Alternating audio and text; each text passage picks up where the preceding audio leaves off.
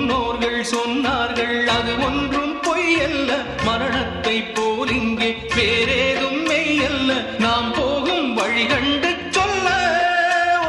நான் ஒன்றும் சித்தார்த்தன் அல்ல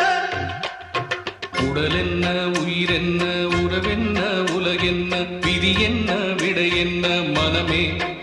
ஓடும் நதியெல்லாம் கடலோடு உடலெல்லாம் மண்ணோடு உயிர் போகும் இடமெங்கே மனமே